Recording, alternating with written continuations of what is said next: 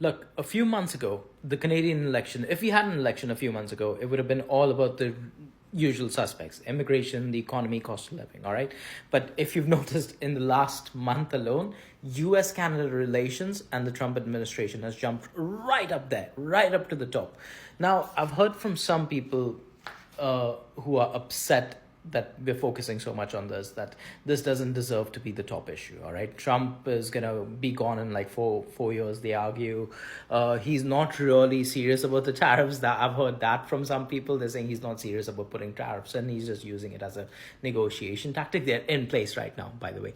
Also, the unpredictability causes damage. But setting all that aside, I want to explain to you why this deserves to be the top issue, why Trump deserves to be the top issue. And the reason is he is currently impacting every single other issue.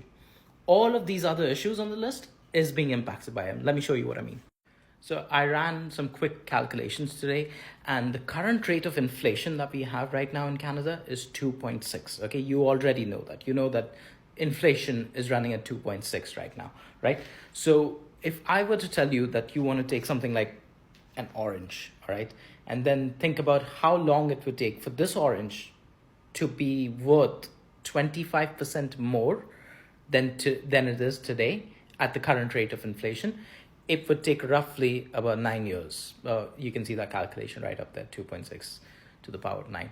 So it would take 9 years for this orange to be worth 25% more than it is today. Trump wants to condense that and drop that on your head tomorrow.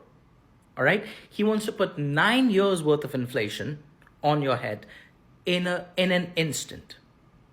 And that is just one of the policies that affects your cost of living, inflation, the economy, let alone the fact that this is going to disrupt some industries that are going to have to shut down. So your income might not be as great next year.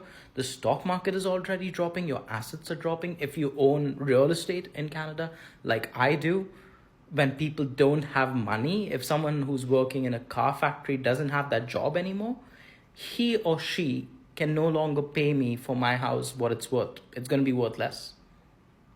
It impacts everything else, all right? It even impacts immigration. Like, there's going to be people who want to immigrate to Canada now because they no longer see the US as safe. There's going to be more refugees, more people who just want to escape that regime or were thinking about moving to the US and now have changed their mind. All right? It impacts everything else, which is why Trump is the key issue. And if you don't see that, you live in an alternate reality.